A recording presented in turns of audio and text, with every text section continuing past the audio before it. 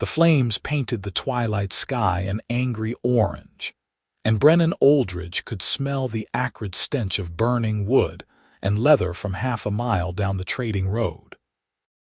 He urged his horse faster, his merchant instincts screaming that someone was in terrible trouble, though every sensible part of his brain told him to stay clear of whatever violence had erupted on this lonely stretch of frontier highway. When he crested the hill and saw the overturned wagon fully engulfed in fire, he spotted movement inside the wreckage that made his heart stop, a silhouette struggling against the flames, and without thinking he leaped from his saddle and ran straight into the inferno. The heat hit him like a physical blow, singeing the hair on his arms as he reached through the twisted metal of the wagon's frame. His hands found fabric, then solid flesh beneath, and he pulled with everything he had. The figure came free in a tumble of limbs and desperate gasping, and Brennan dragged them both away from the blaze just as the wagon's oil stores ignited with a whooshing roar that sent sparks spinning into the darkening sky. They collapsed together on the grass 20 feet from the wreck, both coughing and gasping for air. Brennan rolled onto his back, his lungs burning, and turned his head to check on the person he had saved. His breath caught for an entirely different reason. She was an orc. Even covered in soot and ash, there was no mistaking the green tone of her skin, now visible where her torn sleeve had fallen away. Her face was turned down as she coughed violently, but he could see the slight protrusion of small tusks at the corners of her mouth, the distinctive pointed shape of her ears. Her black hair had come loose from whatever binding had held it, falling in wild tangles across her broad shoulders. Brennan's first instinct, trained into him by 26 years of living on the human side of the border territories, was wariness. His second instinct, the one that had made him pull her from the fire in the first place, was simple human decency. She was hurt alone and had nearly died. Whatever else she might be, she needed help. "Are you injured?" he asked, his voice rough from smoke. She jerked her head up at the sound of his voice, and her eyes went wide. They were amber-colored, striking against her green skin, and filled with a mixture of shock and fear that caught him off guard. She scrambled backward, moving with a warrior's instinct despite her obvious exhaustion. "Stay back," she said, her voice hoarse. "I mean you no harm, human, but stay back." Brennan raised his hands slowly, palms out. "I am not going to hurt you. I pulled you from the fire. You were trapped." She stared at him for a long moment, her chest heaving with each breath, clearly trying to make sense of the situation. Her eyes darted from him to the burning wagon and back again. "You pulled me out." "Yes, I saw the flames from the road and came to help." "Why?" The question came out sharp, almost accusatory. Why would a human help an orc? It was a fair question, Brennan supposed, given the state of relations between their peoples. The border wars had officially ended 5 years ago, but the peace was fragile at best. Most humans still viewed orcs as dangerous savages, and most orc clans viewed humans as treacherous land stealers. Mixed interactions rarely ended well for anyone involved. "Because you were dying," Brennan said simply. "No one deserves to burn to death." She studied him with those intense amber eyes, and he could see her trying to decide whether to trust him. Finally, she seemed to slump slightly, exhaustion winning out over wariness. "Thank you," she said quietly. "That was foolish of you, but thank you." "Are you hurt?" he asked again, staying where he was but looking her over with concern.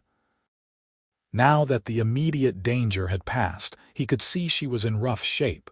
Blood seeped from a cut on her forehead, and she was favoring her left arm. Her clothing, what remained of it, was singed and torn. "Nothing fatal," she said, but he could hear the pain beneath the tough words. "My arm. I think it broke when the wagon overturned." Brennan got slowly to his feet, moving carefully so as not to spook her. I have medical supplies in my own wagon. It is just over the hill where I left my horse.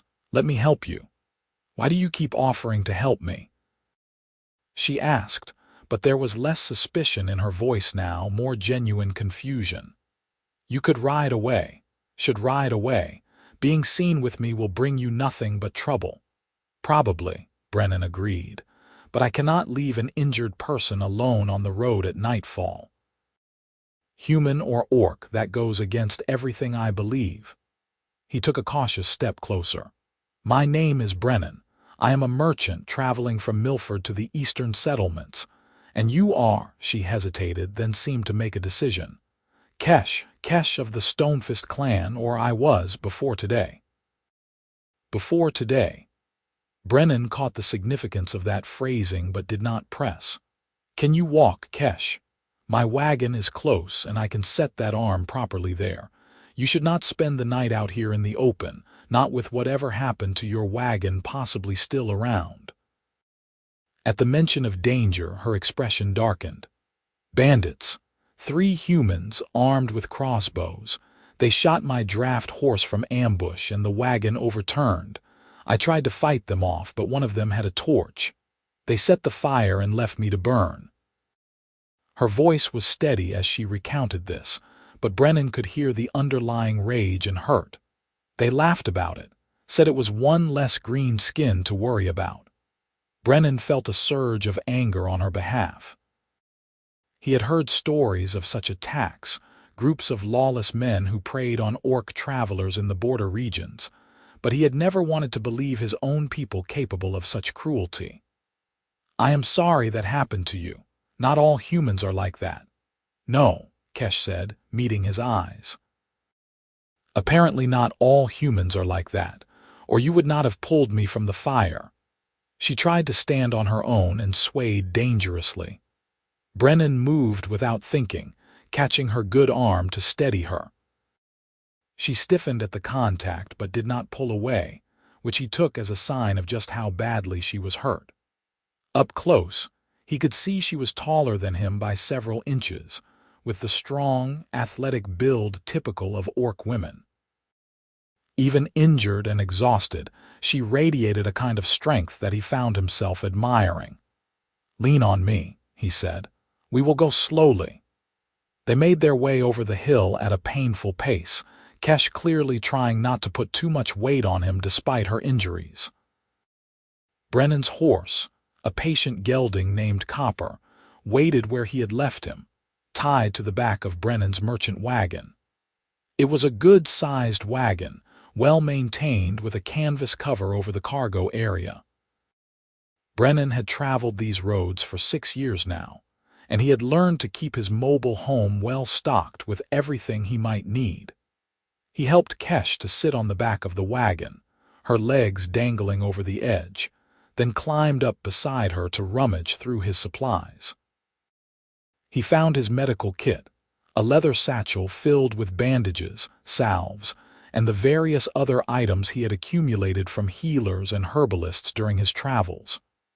"I need to look at your arm," he said, settling beside her.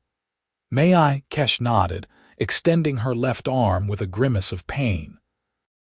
Brennan carefully cut away the burned sleeve of her tunic, trying not to cause her additional discomfort. The skin beneath was angry red in places from the fire, but more concerning was the odd angle of her forearm. Definitely broken, probably when the wagon had overturned. "This is going to hurt," he warned. "I need to set the bone before I can splint it." "I know," Kesh said through gritted teeth. "Do it." Brennan had set broken bones before, usually for fellow travelers who had suffered accidents on the road. He worked as quickly and gently as he could, but he still felt Kesh's entire body tense with pain as he manipulated the bone back into place. To her credit, she did not cry out, only breathed hard through her nose, her good hand gripping the edge of the wagon with enough force to dent the wood. He splinted the arm with 2 straight pieces of wood from his repair kit and secured them with strips of clean linen. Then he moved on to the cut on her forehead, cleaning it with water from his canteen, and applying a salve that would prevent infection. All the while, he was aware of her watching him with those piercing amber eyes, as if she could not quite believe this was happening. "There," he said finally, tying off the bandage on her forehead. "That should hold. The arm will take weeks to heal properly, but the splint will keep the bone straight while it knits." "You have done this before," Kesh observed. "A few times. You meet all kinds on the trading roads. Broken bones, fever, snake bites." "I am no healer, but I have learned enough to help in emergencies." He paused, then added, "You should eat something and drink. You have been through an ordeal." "I have nothing to pay you with," Kesh said quietly. "Everything I owned was in that wagon.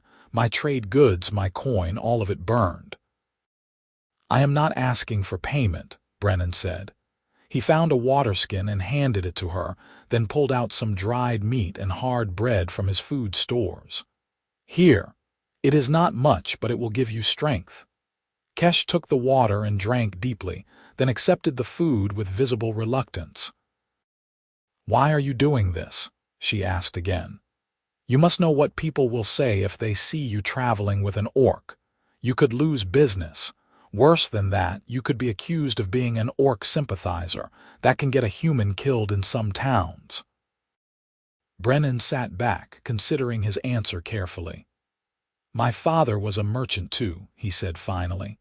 "He taught me that the trading roads belong to everyone who travels them. Human, orc, dwarf, elf. We are all just people trying to make our way in the world. He also taught me that the measure of a person is not what they look like, but how they treat others." He met her eyes. "Besides, I have traded with orcs before. Not often, since few are willing to do business with humans, but enough to know that you are not the monsters some people claim." "You are a strange human, Brennan of no clan I know," Kesh said, but there was something almost like warmth in her voice now. "Aldridge," he supplied. "Brennan Aldridge, and perhaps I am strange, but strange seems better than cruel." She smiled at that, just a slight upturn of her lips, but it transformed her face. For a moment, the hardness fell away, and he saw her as she might have been before life on the border had taught her to be constantly on guard. Beautiful, he realized with some surprise. She was beautiful. He cleared his throat, suddenly aware that he was staring. "You should rest. I know you probably do not trust me enough to sleep, but you need to recover your strength. I will not harm you, I give you my word." Kesh studied him for another long moment, then nodded slowly. "I believe you." "I do not know why, but I believe you." She glanced at the darkening sky. "Will you camp here for the night?" "Yes. It is too dangerous to travel these roads after dark, especially with bandits about. I will make a fire and stand watch. You can sleep in the wagon if you like under the cover. It will give you some privacy." "Wake me in a few hours," Kesh said. "I can take a watch too. You saved my life, human, but that does not mean you must exhaust yourself on my account." Brennan wanted to argue, but he could see the pride in her eyes and understood that she needed to contribute, needed to not feel helpless. "A few hours, then," he agreed. He helped her into the covered section of the wagon, clearing space among the trade goods for her to lie down. He gave her a blanket, which she accepted with quiet thanks. Then he climbed back out and set about making camp. He built a fire at a safe distance from the wagon, both for warmth and to keep any predators at bay. Then he sat down with his back against a wheel, his small traveling sword across his knees, and settled in to keep watch. The night was quiet except for the crackle of the fire and the distant sounds of nocturnal animals going about their business. Brennan found his thoughts drifting back to the woman, no, the person sleeping in his wagon. Kesh. What kind of life had she lived that being helped by a stranger seemed so incomprehensible to her? What had driven her to travel alone on these dangerous roads? And why had she used the past tense when speaking of her clan? He had so many questions, but he knew better than to push. Trust was a fragile thing, especially between human and orc. The fact that she was sleeping in his wagon at all was remarkable. True to his word, he woke her after a few hours. She emerged from the wagon looking more alert, though he could see pain in the careful way she moved. She insisted he take her place and rest while she kept watch, and though he protested that she needed the sleep more than he did, she fixed him with a look that brooked no argument. "You set my arm and fed me," she said. "The least I can do is let you sleep. Now go, before I decide you are too stubborn for your own good." Brennan smiled and did as he was told. He climbed into the wagon and lay down on the bedroll he kept there, pulling the blanket up to his chin. He expected to lie awake, too aware of the unusual situation to truly rest, but exhaustion claimed him almost immediately. He woke to pale dawn light filtering through the canvas and the smell of something cooking. He sat up, disoriented for a moment, then remembered. Kesh. The fire. Everything that had happened the evening before. He climbed out of the wagon to find Kesh tending a small fire, using her good hand to turn what looked like sausages in a pan. She glanced up at his approach, and he saw something he had not seen the night before. Embarrassment. "I hope you do not mind," she said, gesturing to the food. "I found these in your supplies and thought, well, you fed me last night. It seemed only fair to return the favor." "I do not mind at all," Brennan said, genuinely touched by the gesture. "Thank you. How did you manage with one arm?" "Carefully," she said dryly. "I have had to do more difficult things than cook breakfast. Although I will admit the bandage on my arm kept catching fire, which was inconvenient." Brennan laughed, surprised by her humor, and saw her smile in response. They ate together in companionable silence, sitting by the fire as the sun climbed higher in the sky. The food was simple but good, and Brennan realized he was hungrier than he had thought. When they finished, he faced the question he had been avoiding. "What will you do now?" he asked. "You said everything you owned burned in the wagon. Do you have somewhere to go? Someone who can help you?" Kesh's expression closed off slightly. "No. I was traveling to the eastern settlements to trade. I had planned to make enough coin to start over somewhere far from the border. Somewhere I might find peace." She looked down at her splinted arm. "But now I have no goods to trade and no coin to buy more. And with this injury, I cannot work for wages even if someone would hire an orc, which they will not." "You could come with me," Brennan said. The words came out before he had fully thought them through, but once he said them, he realized he meant it. "I am traveling to the eastern settlements, too. I could use help with the wagon, and once we arrive, perhaps I can help you find work, or at least a place to stay while your arm heals." Kesh stared at him. "You cannot be serious. Traveling together for a day or two is one thing, but for weeks, Brennan, people will see us. They will talk. You could lose everything." "Perhaps," Brennan admitted, "but I cannot just leave you here with nothing. And truthfully, I could use the company. It gets lonely on these long roads." "I am an orc," Kesh said, as if he might have somehow forgotten. "My people and your people have been enemies for generations. There are humans who would kill you just for making this offer." "Then those humans are fools," Brennan said firmly. "Kesh, I am not going to pretend that this will be easy, but you need help and I can provide it. That seems like a simple enough equation to me." She searched his face, clearly looking for some hidden motive, some trick. When she found none, something in her expression softened. "You are either the kindest person I have ever met or the most naive." "Maybe a bit of both," Brennan said with a smile. "So what do you say?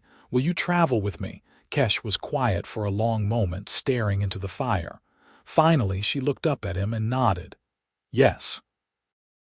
"I will travel with you, Brennan Oldridge, and I will do my best to earn my keep, even with this useless arm. I warn you, though, if you change your mind about this arrangement, I will understand. You do not owe me anything beyond what you have already given." "I will not change my mind," Brennan said. "Now, we should pack up camp and get moving. We have a long way to go, and the sooner we reach the settlements, the sooner we can get you properly settled." They broke camp together, Kesh doing what she could with one arm while Brennan handled the heavier tasks. He noticed that she moved with military precision, efficient and thorough despite her injury. He wondered again about her past, about what had brought her to this point in her life. As they prepared to leave, Kesh paused and looked back at the charred remains of her wagon in the distance. Her expression was unreadable, but Brennan thought he saw grief there, and anger, and perhaps a touch of relief to be walking away from it all. "Ready?" he asked gently. "Yes," Kesh said, turning back to him. "I am ready." They set off down the road together, an unlikely pair. Brennan on the driver's seat of his wagon with Kesh beside him, and if anyone had told him a week ago that he would be traveling with an orc woman, he would have laughed. But life had a way of surprising you, he was learning, and sometimes those surprises turned out to be exactly what you needed. The first few days of travel together were awkward. They were both too aware of the strangeness of the situation, too careful with their words. Kesh insisted on helping with camp duties despite her injury, and Brennan learned quickly not to coddle her. She had fierce pride, and she needed to feel useful. They passed other travelers on the road, and Brennan saw the stares, the way people's eyes widened when they saw Kesh beside him.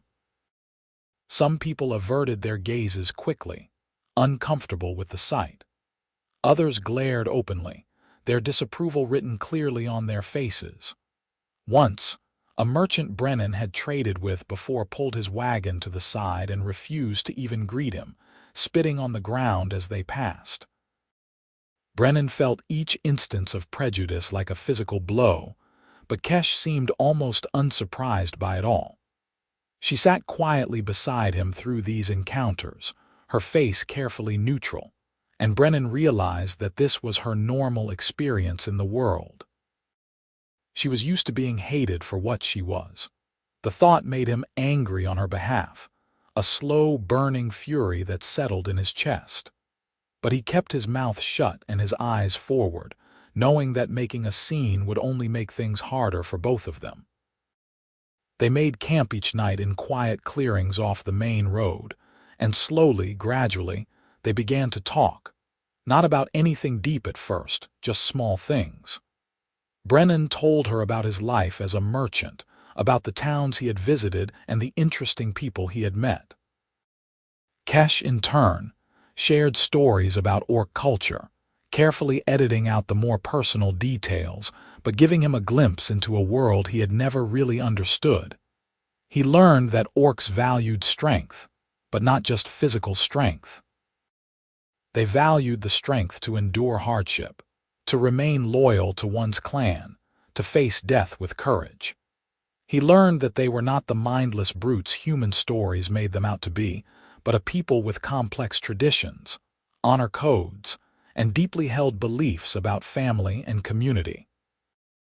"It sounds like a good way to live," Brennan said one evening as they sat by the fire, passing a water skin back and forth. All that emphasis on loyalty and family. Kesh's expression darkened. "It can be. But it can also be suffocating when your clan's expectations do not match what you want from life." "Is that what happened to you?" Brennan asked carefully. "Is that why you left?" She was quiet for so long he thought she might not answer. Then she said, "I was betrothed. A political arrangement between my clan and another to strengthen alliances. The male chosen for me was a warrior, strong and honorable, everything an orc woman is supposed to want." She stared into the fire, her amber eyes reflecting the flames. "But I did not love him. I did not even like him very much. He was cruel to those weaker than him, and he saw me as property to be owned rather than a partner." "You refused the match," Brennan guessed. "I did. And in doing so, I brought shame to my family and insulted the other clan. My father gave me a choice: go through with the betrothal or leave and never come back. She looked up at him, and he saw old pain in her eyes. I chose to leave. I have been on my own ever since, trying to make my way in a world that does not want me. Brennan felt his heart ache for her. I am sorry, that must have been an impossible choice. It was the only choice I could make and still be true to myself, Kesh said. But that does not make it easy. I miss my mother, my younger brother, the life I could have had if things were different. She shook her head. But dwelling on what could have been helps no one. I made my choice and now I live with it. For what it is worth, Brennan said quietly, I think you were brave. It takes courage to choose your own path when everyone around you is telling you to follow theirs. Kesh looked at him with surprise, then something warmer. Thank you, Brennan. That means more than you know. As the days turned into weeks, they fell into an easy rhythm. Brennan drove the wagon during the day while Kesh sat beside him, and they talked about everything and nothing. She proved to have a sharp mind and a quick wit, and he found himself looking forward to their conversations. At night, they made camp together, and Kesh's arm slowly healed, allowing her to take on more tasks. She proved herself handy in ways Brennan had not expected. She knew how to repair a wagon wheel when it cracked, how to find clean water when they camped in unfamiliar territory, how to track game when they needed fresh meat. She had skills that came from a hard life on the road, and Brennan found himself relying on her more and more. But it was the small moments that began to mean the most to him.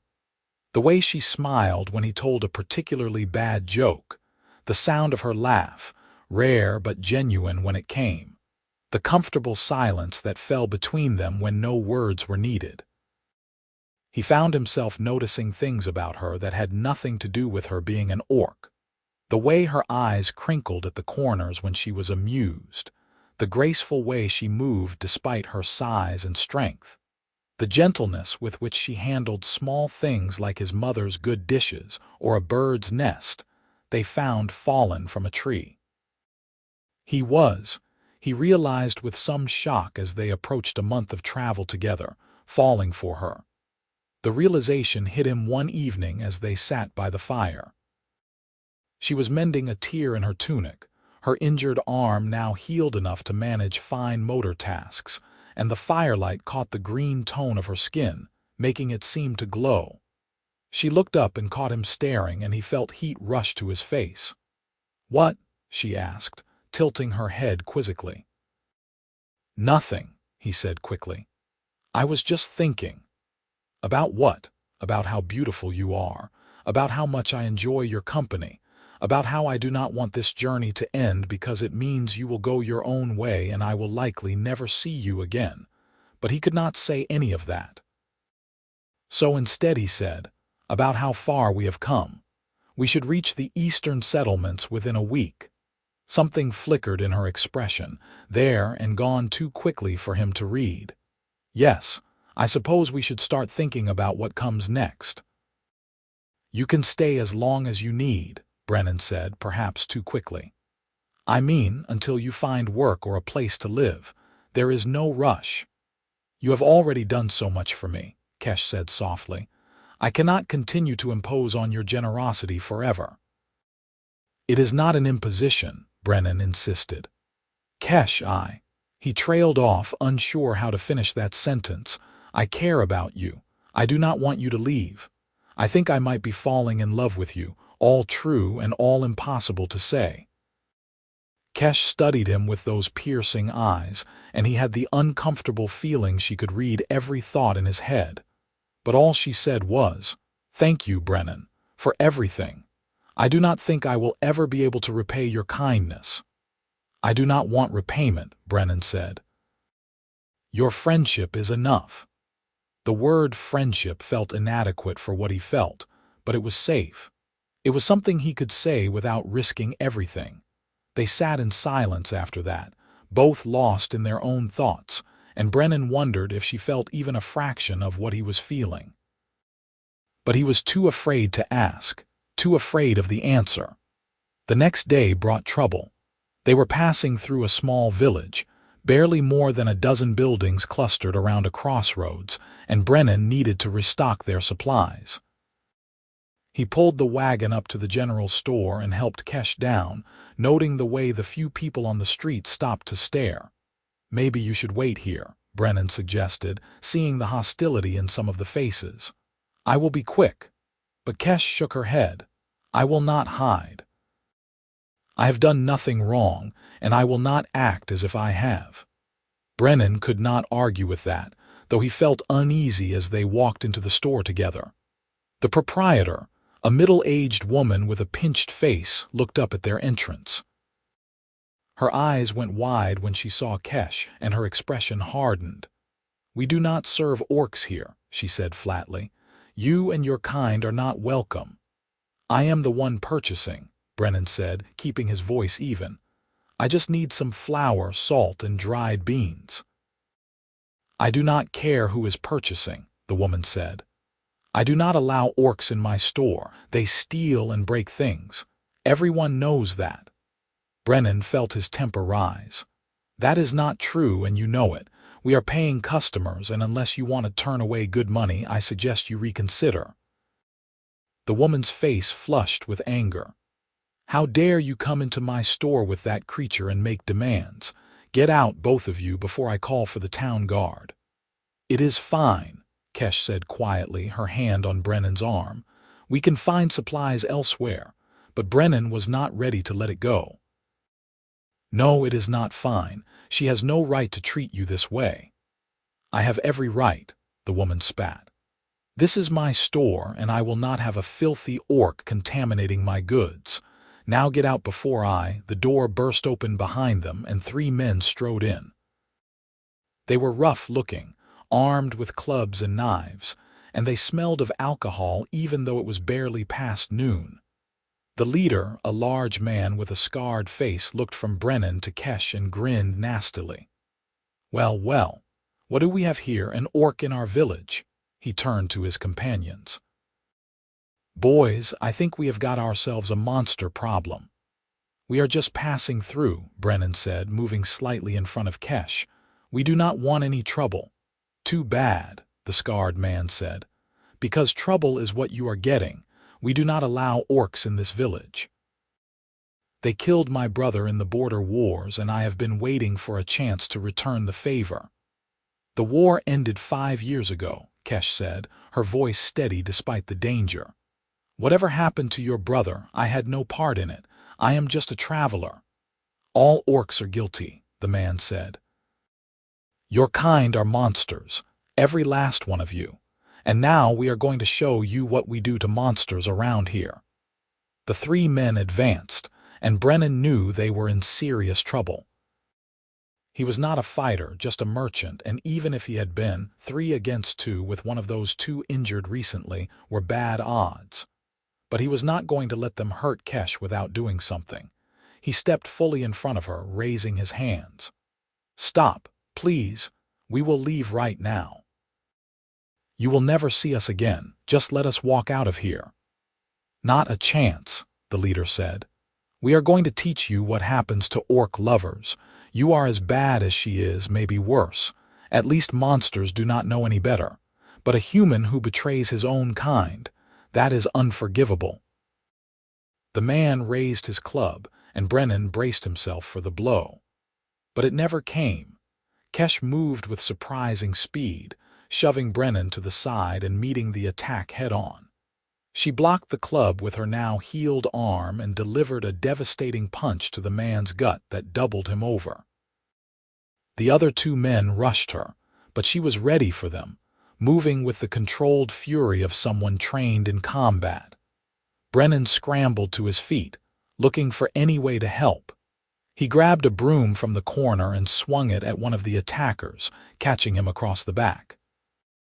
It was not much, but it distracted the man long enough for Kesh to kick him hard in the knee. He went down with a scream. The fight was chaotic and brutal, but Kesh handled herself with skill that spoke of real training.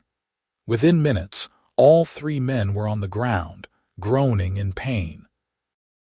The store owner had fled at some point, likely to get help, and Brennan knew they needed to leave immediately. "We have to go," he said urgently, grabbing Kesh's hand. "Now." They ran from the store to the wagon, and Brennan urged Copper into a gallop, not slowing until they were well clear of the village.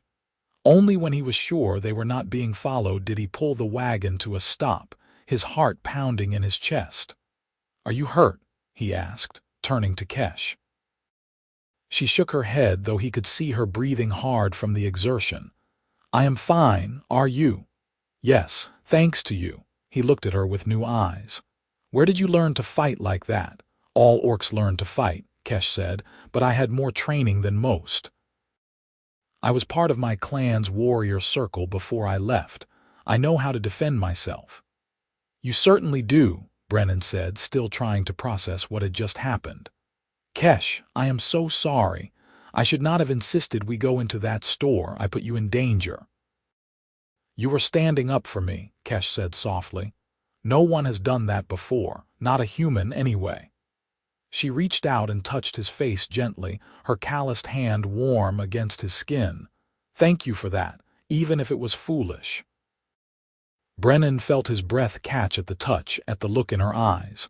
For a moment he thought she might kiss him. But then she pulled her hand back and the moment passed. "We should put more distance between us and that village," she said, looking away.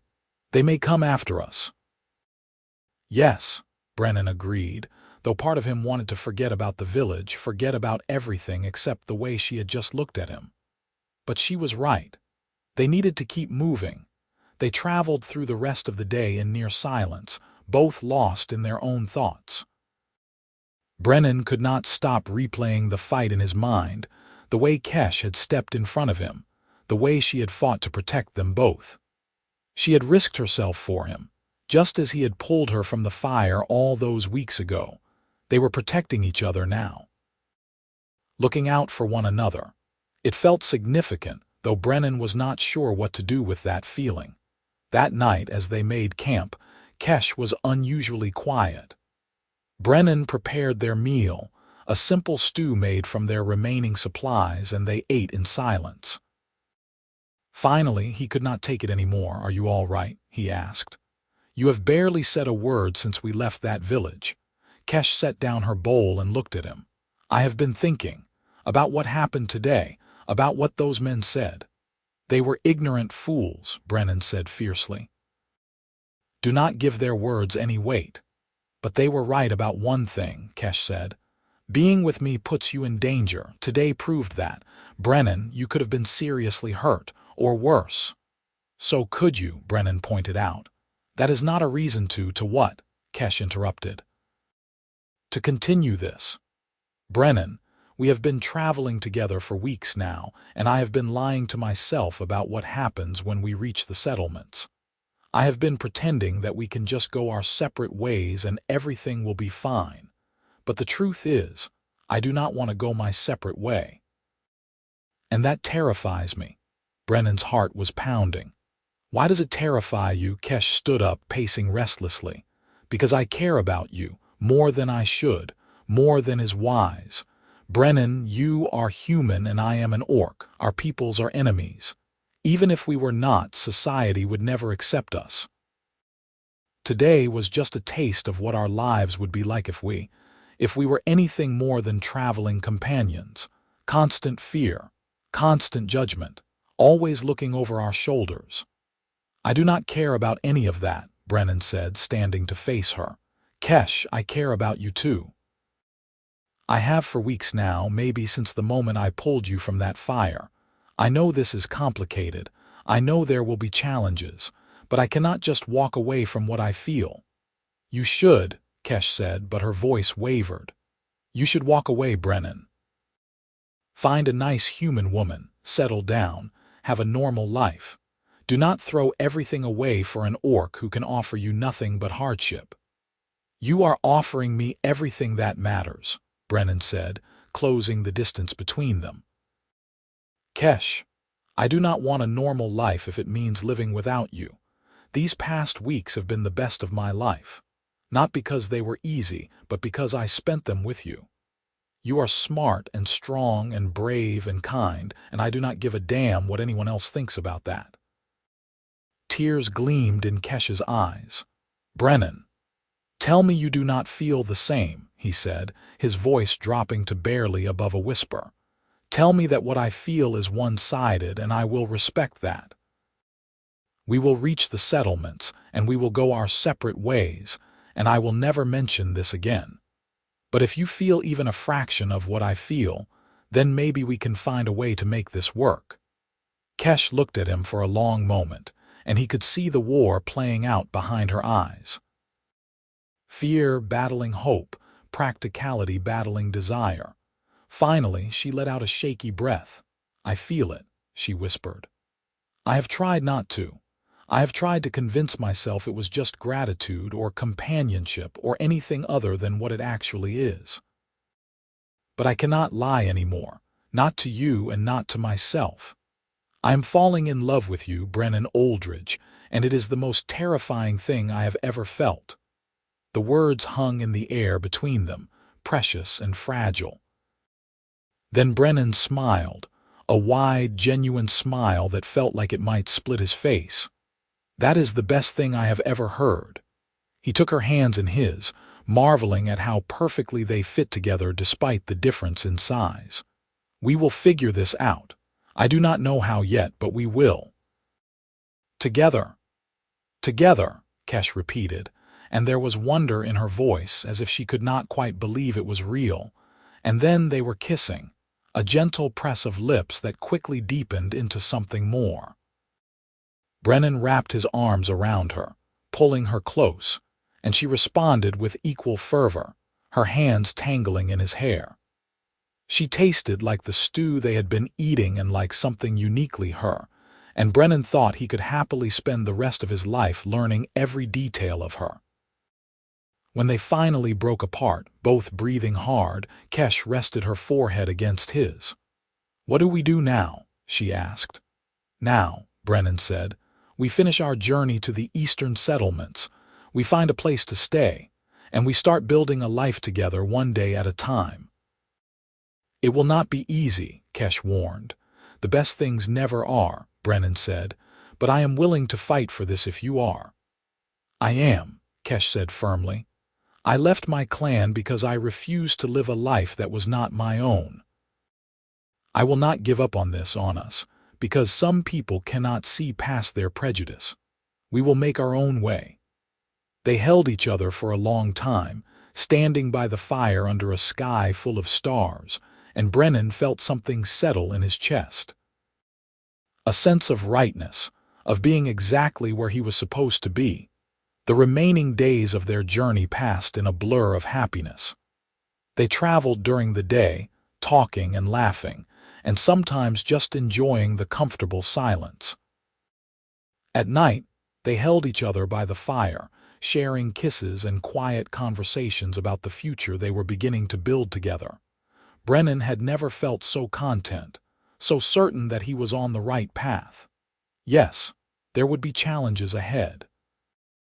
Yes, people would judge them and some would try to tear them apart.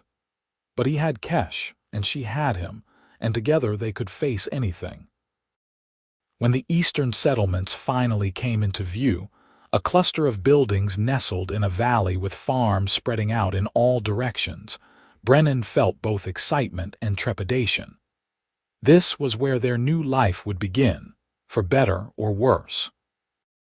They drove into the main settlement, a place called Greenfield, and immediately attracted attention.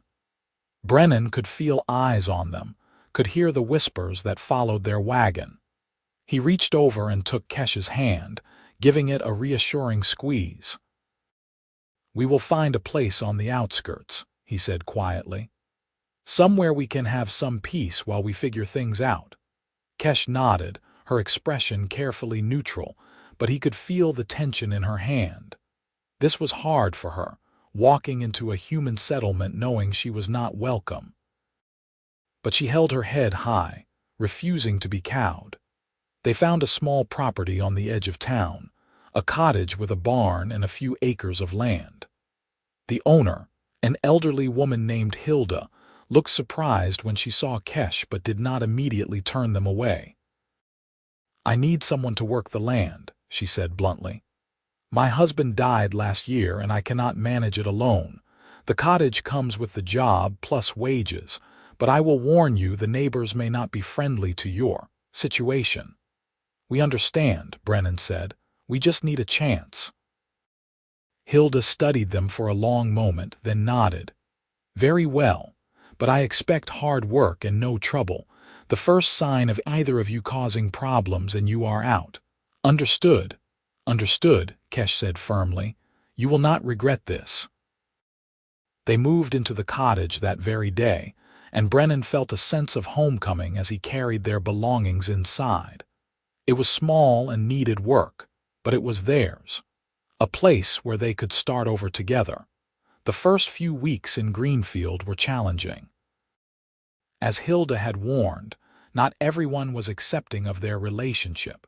Some people crossed the street to avoid them. Others made their disapproval known with cold stares or muttered insults. Brennan even lost potential business when word spread that he was living with an orc woman. But there were also moments of unexpected kindness. A farmer who brought them fresh vegetables, saying only that everyone deserved to eat well. A young girl who smiled at Kesh in the market and asked if she was a warrior, her eyes wide with curiosity rather than fear. Hilda herself, who proved to be a steadfast ally, defending them when gossiping neighbors came around. Slowly, grudgingly, the settlement began to accept their presence. Brennan continued his work as a merchant, traveling to nearby towns to trade while Kesh worked Hilda's land.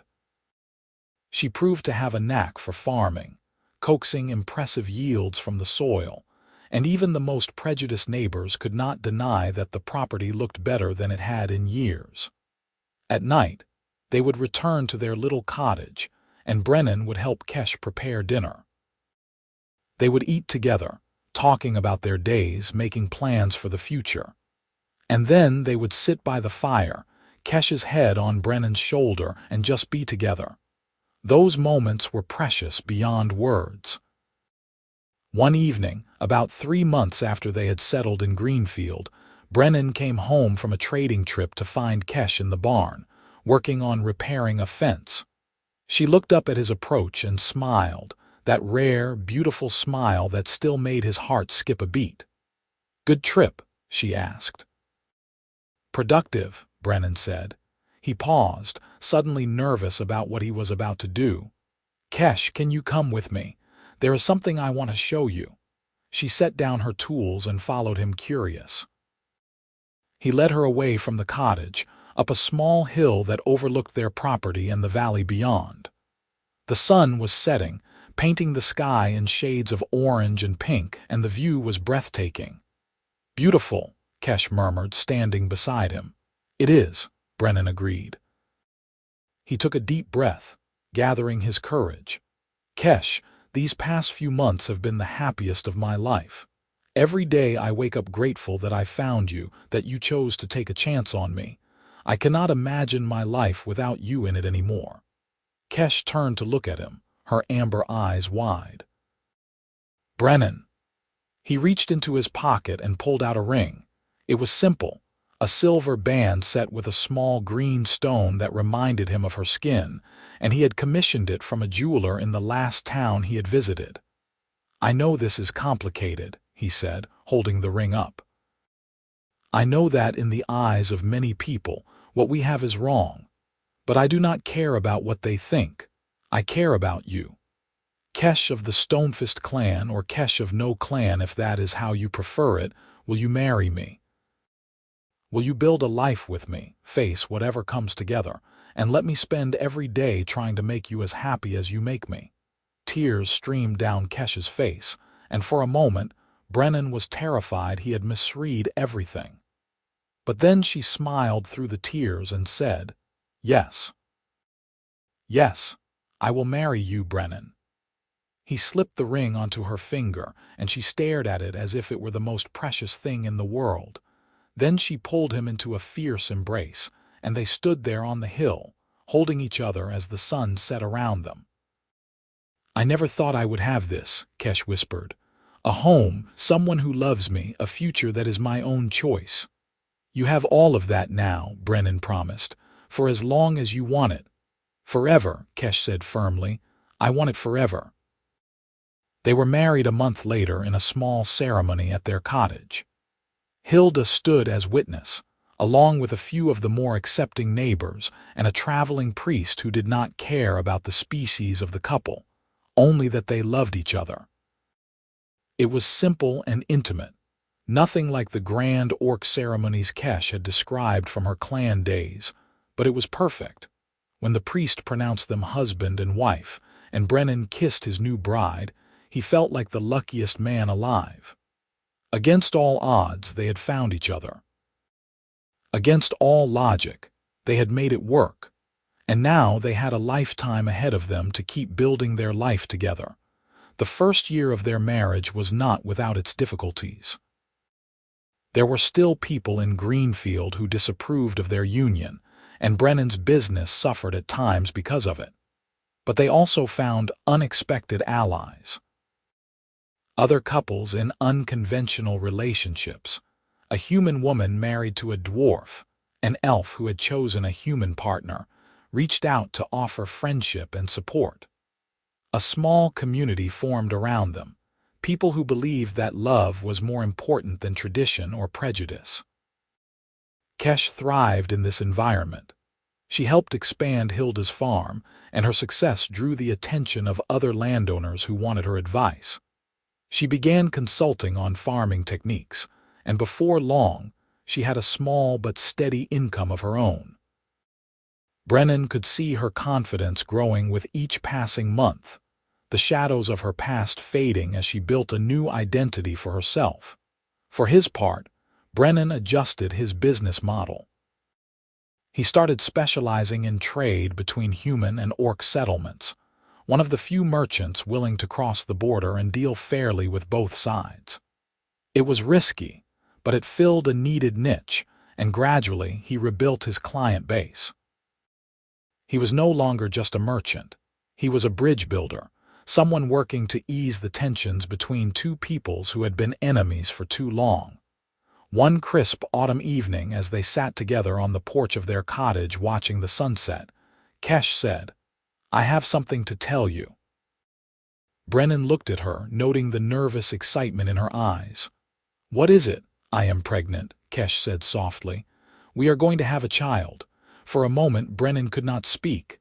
A child. Their child. Half human, half orc, and born of a love that should not have been possible. He felt overwhelmed with emotion, joy and fear and wonder all tangled together. That is incredible," he finally managed. "Are you happy about it?" "I am terrified," Kesh admitted. "But yes, I am happy. I never thought I would be a mother, especially not after I left my clan. But with you, I feel like anything is possible." Brennan pulled her close, pressing a kiss to her forehead. "We will figure this out just like we figured out everything else. Together." "Together," Kesh agreed, leaning into his embrace. The news of Kesh's pregnancy spread through Greenfield, and reactions were mixed. Some people were openly hostile, muttering about abominations and unnatural unions. But others, more than Brennan had expected, were supportive. Hilda was particularly thrilled, already planning to spoil the baby relentlessly. As Kesh's pregnancy progressed, Brennan found himself alternating between excitement and worry. What kind of world were they bringing a child into? Would their son or daughter face even more prejudice than Kesh did? How could they protect them while still teaching them to be strong and confident? Kesh seemed to sense his fears. One night, as they lay in bed with his hand resting on her swelling belly, she said, "Our child will face challenges. There is no denying that. But they will also have something precious. Parents who love each other and will love them unconditionally. Parents who will teach them that their worth is not determined by what other people think, but by who they choose to be. You are right, Brennan said. And we will make sure they grow up in a world that is a little bit better than the one we found. We are already working toward that every day. We are, Kesh agreed. And maybe our child will continue that work. Maybe they will be part of the generation that finally bridges the gap between humans and orcs. It was a beautiful thought, and Brennan held on to it in the months that followed. Their daughter was born on a cold winter morning, with Hilda and a midwife in attendance. Brennan held Kesh's hand through the entire labor, marveling at her strength even as he worried for her and the baby.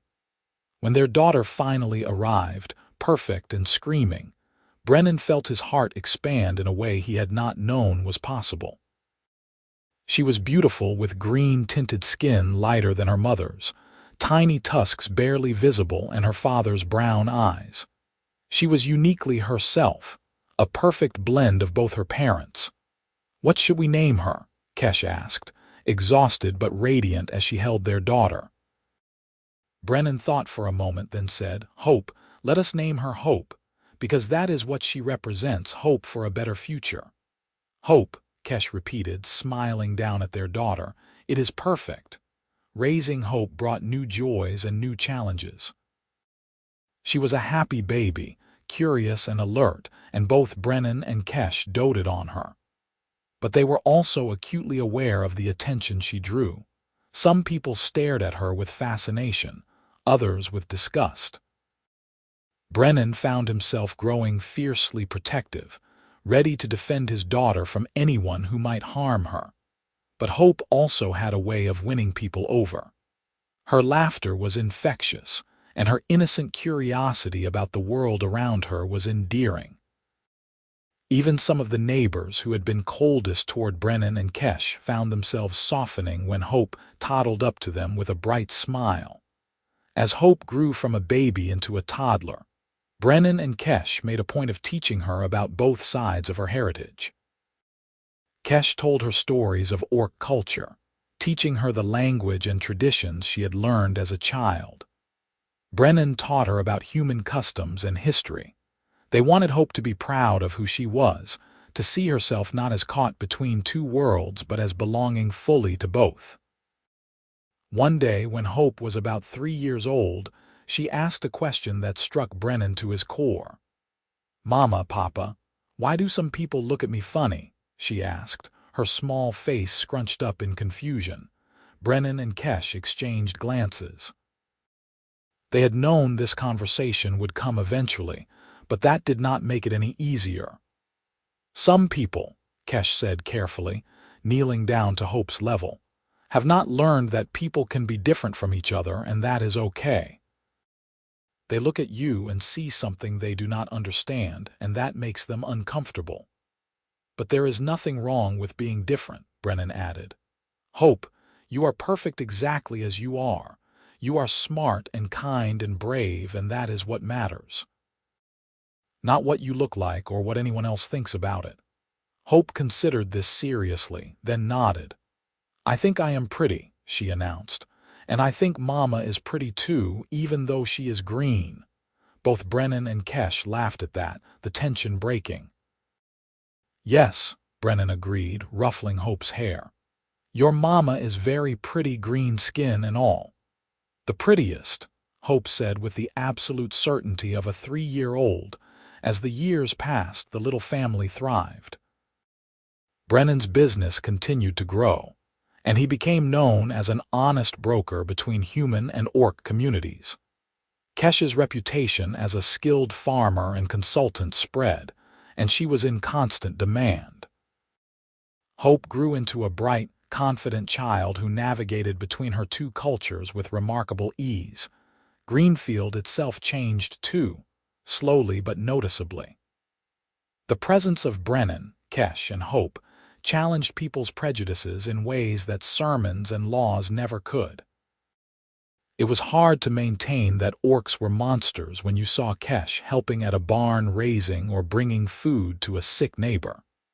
It was hard to claim that mixed couples were unnatural when you saw the love and respect Brennan and Kesh clearly had for each other. And it was impossible to hate a child as sweet as Hope. Other mixed families began to move to the area, drawn by stories of a place that was more accepting than most. The community slowly became more diverse, more open. It was not perfect. There were still incidents of prejudice and hatred, but it was better than it had been. One evening, about 5 years after they had first arrived in Greenfield, Brennan and Kesh sat on their porch watching Hope play in the yard. She was chasing fireflies, laughing with pure joy, and Brennan felt his heart swell with love and gratitude. "You ever regret it?" he asked Kesh quietly. "Choosing this life, all the difficulties that came with it." Kesh looked at him, then at their daughter, then back at him. "Never," she said firmly. "Brennan, you gave me everything I never knew I wanted: a home, a family, a place where I can be myself. How could I ever regret that?" "I feel the same way," Brennan said. "When I pulled you from that burning wagon, I had no idea how completely you would change my life. But I would not trade a single moment of it, not even the hard parts." "Not even the hard parts," Kesh agreed. She took his hand, intertwining their fingers. "We built something good here, did we not? Against all the odds, we made it work." "We did," Brennan said. "And we will keep making it work, for as long as we live."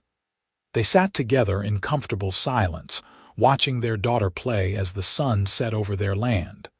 In that moment, Brennan felt complete peace. This was his life now, this was his family, and it was more than he had ever dreamed possible. The wagon had been burning when he reached it that fateful day, and he had pulled the orc woman out just in time. He had saved her life, but in doing so, she had saved his too. She had shown him what it meant to live with courage, to love without reservation, to build a life on your own terms regardless of what the world thought. And as Hope ran up to them, fireflies glowing in the jar she clutched, her face alight with happiness, Brennan knew that their story was just the beginning. This was the world they were creating together, one day at a time, a world where love mattered more than prejudice, where family came in all forms, and where anything was possible if you had the courage to reach for it. "Look, Mama, Papa," Hope cried, holding up her jar. "I caught so many." "Beautiful," Kesh said, pulling their daughter onto her lap. "You are quite the hunter." "Just like you, Mama," Hope said proudly. Then she turned to Brennan. "Papa, tell me the story again, about how you and Mama met." Brennan smiled. Hope never tired of hearing this story, no matter how many times they told it. "Well," he began, "it was an evening much like this one, and I was traveling down the road when I saw smoke in the distance." As he recounted the tale of the burning wagon, of the rescue that had changed both their lives forever, Kesh rested her head on his shoulder, and Hope listened with rapt attention. This was their story, the foundation of the family they had built, and Brennan knew they would keep telling it for years to come. Because it was a story worth telling, a story about choosing love over fear, about seeing the person beneath the surface, about building bridges instead of walls. It was their story, and it was far from over. The years continued to unfold with a gentle rhythm that Brennan had never expected to find. His business ventures took him to places he had never imagined, mediating trades not just between human and orc settlements, but occasionally even involving dwarven craftsmen and elven artisans. His reputation as someone who judged people by their character rather than their race spread far and wide, and he found himself busier than ever. Kesh's work evolved as well. Beyond farming, she began teaching other orc women who had left their clans and were trying to make new lives in human territories. She understood their struggles in a way no one else could, and she became a mentor and advocate for them. Some of these women settled near Greenfield, creating a small but vibrant community of orcs who were building peaceful lives alongside their human neighbors. Hope continued to grow, blossoming into a remarkable young girl. She inherited her mother's strength and her father's diplomatic nature, becoming a bridge between communities in her own right. The other children in Greenfield initially treated her with curiosity, but her friendly demeanor and quick wit soon won them over. She became a leader among her peers, organizing games and adventures with the natural confidence of someone who knew exactly who she was. When Hope was 7, something happened that would test everything Brennan and Kesh had built. A delegation from Kesh's former clan arrived in Greenfield, led by her younger brother, Throck. Brennan watched from their porch as the group of orcs entered the settlement, noting the way people scattered before them. Fear was still the default response to orcs for many humans, especially when they traveled in groups. Kesh stood frozen beside him, her face pale. "Throck," she whispered, "after all these years, do you want me to send them away?" Brennan asked, ready to defend her if needed. But Kesh shook her head. "No, if he has come all this way, I should at least hear what he has to say." The reunion was tense at first. Throck was taller than Kesh remembered, his shoulders broader, his face marked with the scars of a warrior. But his eyes, the same amber as hers, were filled with emotion when he saw her. "Sister," he said, his voice rough, "I have been searching for you for months." "Why?" Kesh asked, keeping her distance. "I was cast out. I am no longer part of the clan." "Things have changed," Throck said. "Father died last winter, and with his death, many in the clan began questioning the old ways. Mother especially. She misses you, Kesh. She wants you to come home." Kesh's breath caught. "Mother wants me back, more than anything," Throck confirmed. "The clan needs you. But more than that, we miss you. I miss you. You are my sister, and I have spent 8 years wishing I had stood up for you when you needed me." Brennan saw the conflict in Kesh's face, the war between the life she had built and the family she had lost. He took her hand, squeezing gently. "What about my husband?" Kesh asked, gesturing to Brennan. "And my daughter? Would they be welcome?" Throck looked at Brennan for the first time, really looked at him, assessing. Then his eyes moved to Hope, who had emerged from the house and was watching the proceedings with wide eyes. "Is that her?" Throck asked quietly. "Your daughter?" "Yes," Kesh said, pulling Hope close.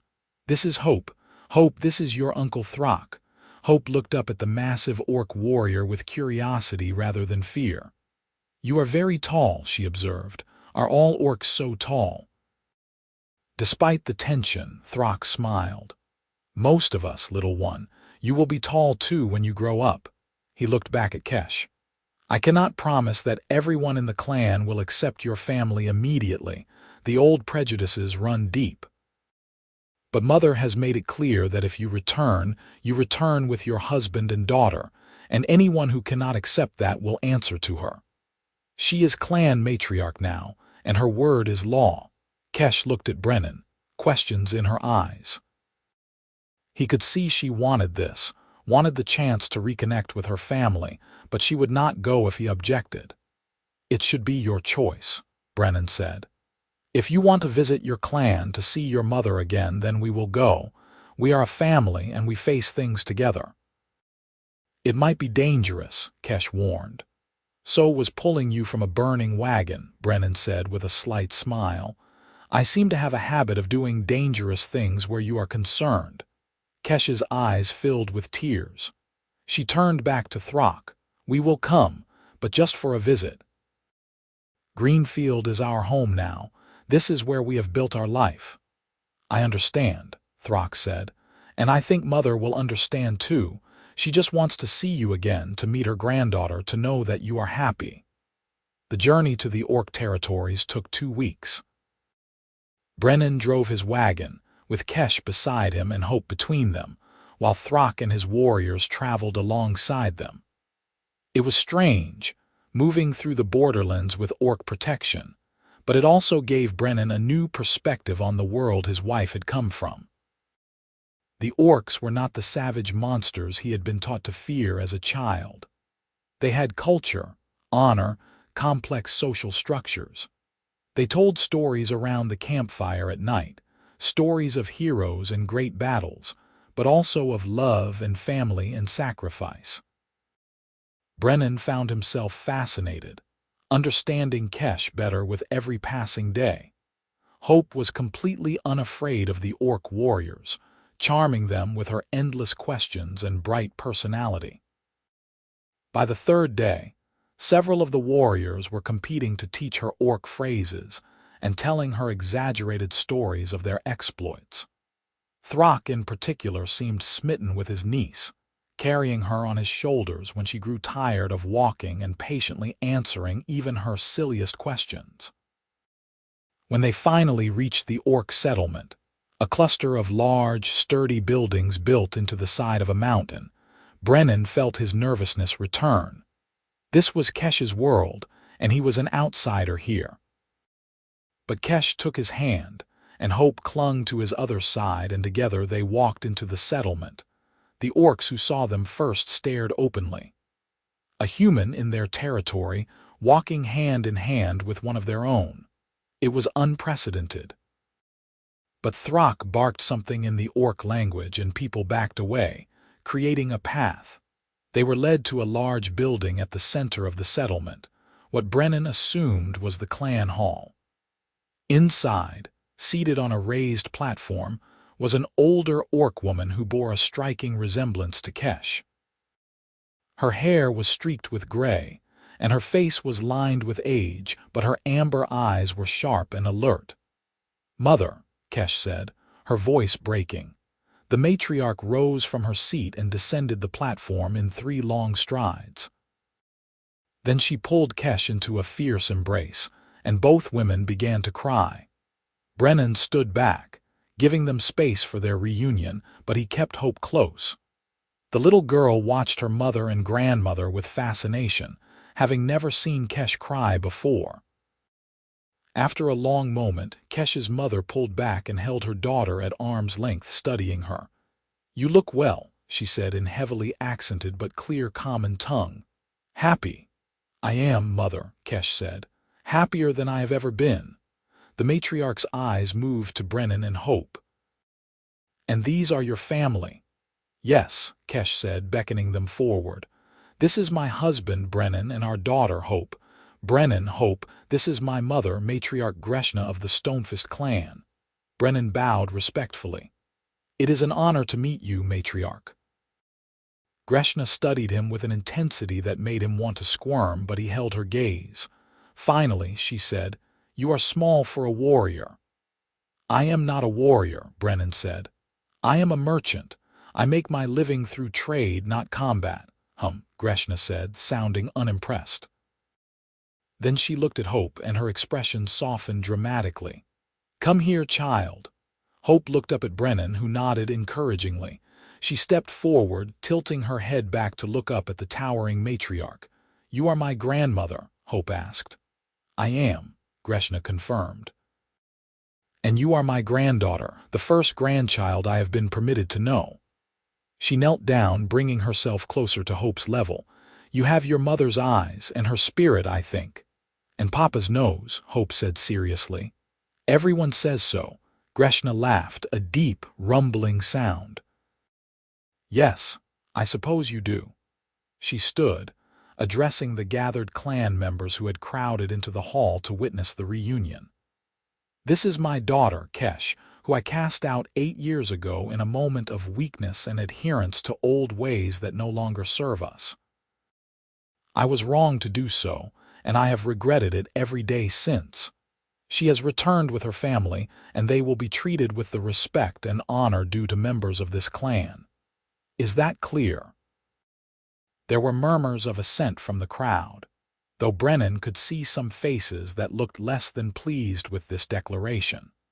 The following days were a whirlwind of introductions and cultural exchanges. Brennan met Kesh's extended family, dozens of cousins and aunts and uncles who regarded him with varying degrees of curiosity and suspicion.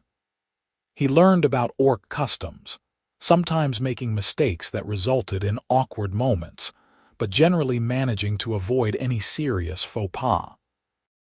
Hope, for her part, was having the time of her life. She had never been around so many orcs before, and she soaked up everything like a sponge. She learned orc games, orc songs, and even began picking up more of the language. The clan's children were initially wary of her, this strange half-breed child, but Hope's natural charm won them over just as it had won over the human children in Greenfield. One evening, as Brennan sat outside the guest quarters they had been given, Greshna came to sit beside him. She had been polite but distant with him since their arrival, and he was surprised by the gesture. "You make my daughter happy," she said without preamble. "I can see it in her eyes. She glows in a way she never did before." "She makes me happy too," Brennan said. "I love her more than I can express." "Love," Greshna said thoughtfully. "We orcs understand love differently than humans, I think. For us, love is not just a feeling. It is a choice, a commitment, a bond that is tested and proven through action. You proved your love when you pulled her from that fire, when you stood beside her despite the judgment of your own people, when you agreed to come here, to a place where you are clearly uncomfortable because it mattered to her." "I would do anything for her," Brennan said simply. "And for Hope."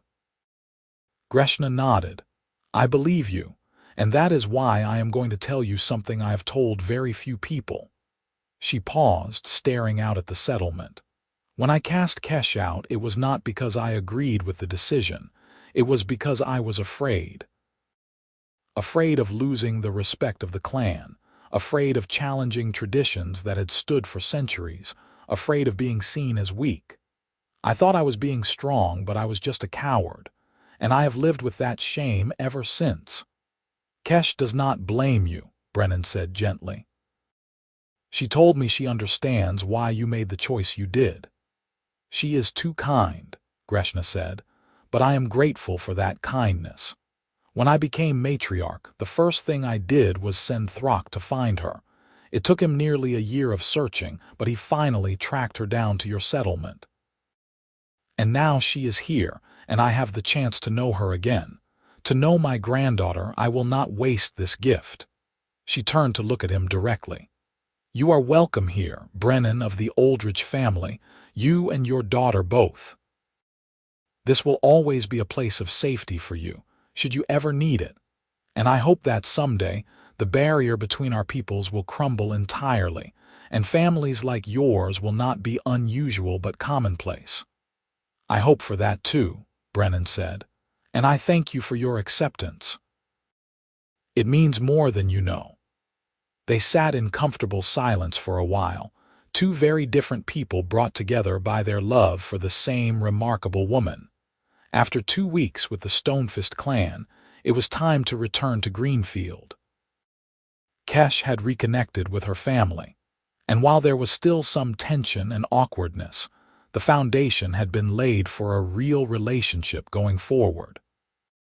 Throck promised to visit them in Greenfield, and Greshna extracted a promise from Kesh to return at least once a year so she could see Hope grow up.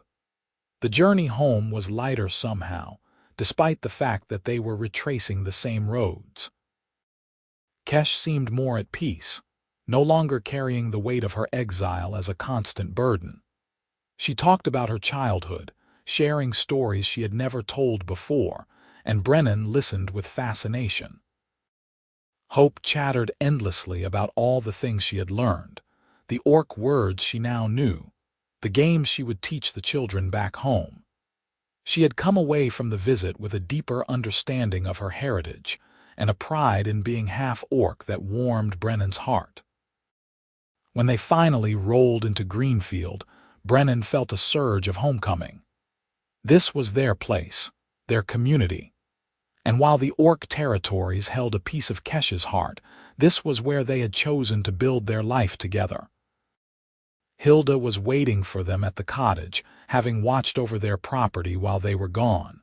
She embraced them all, even Kesh, who had been initially startled years ago by the elderly woman's tactile nature but had come to appreciate it. "Welcome home," Hilda said. "I trust the trip went well, better than I could have hoped," Kesh said.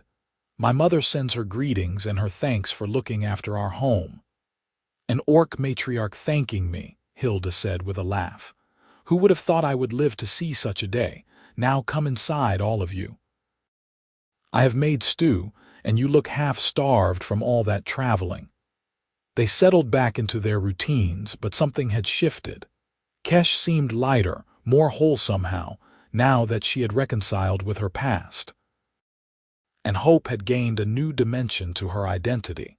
No longer just the child of a mixed union, but a member of an orc clan with a family history she could be proud of. The years continued to pass in a blur of growth and change. Hope grew into a teenager, tall and strong like her mother, with her father's quick mind and diplomatic skills. She became increasingly interested in the work. Both her parents did, helping Brennan with his trading ventures and Kesh with her farming consultations, and mentoring of other displaced orc women. When Hope was 15, she announced that she wanted to become a mediator like her father, traveling between communities and helping to ease tensions between different peoples. Both Brennan and Kesh were supportive, though Brennan worried about the dangers such work would entail. "She is strong," Kesh reminded him one night as they lay in bed, Hope safely asleep in her own room. "And smart. She has learned from both of us. She will be fine." "I know," Brennan said, "but she is still my daughter. I will always worry." "As will I," Kesh admitted. "But we cannot protect her from everything.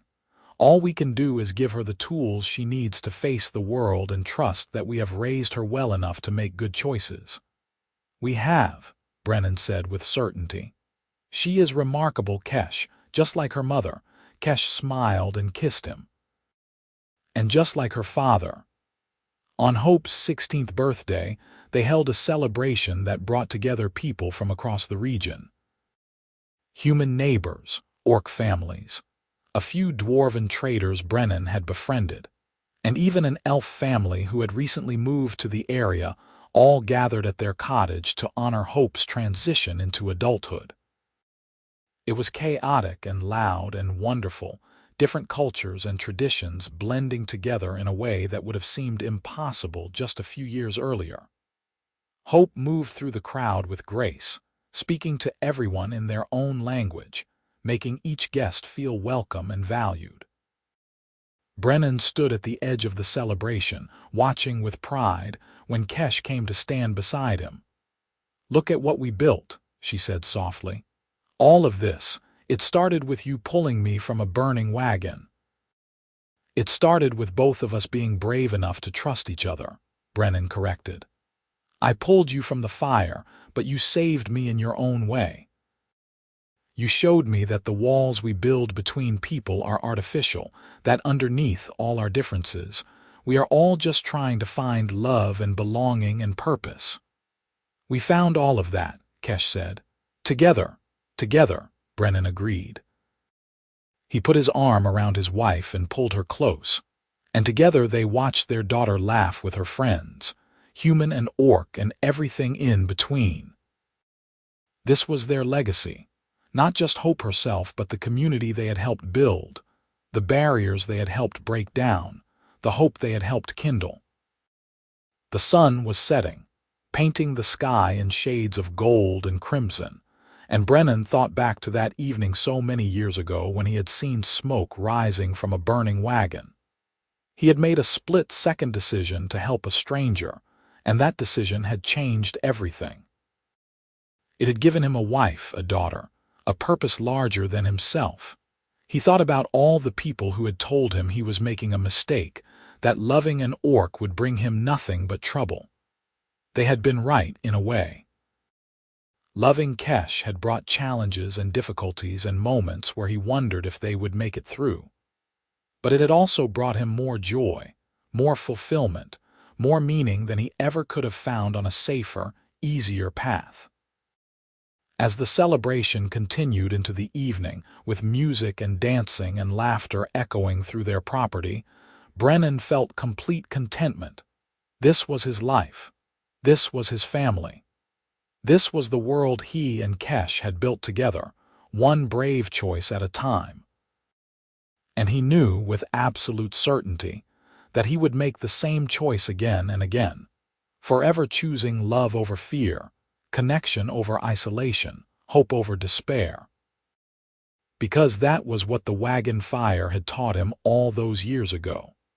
That sometimes the most important moments in life come down to a single decision, and the courage to act when action is needed most. He had pulled the orc woman from the flames just in time, and in doing so, he had saved them both.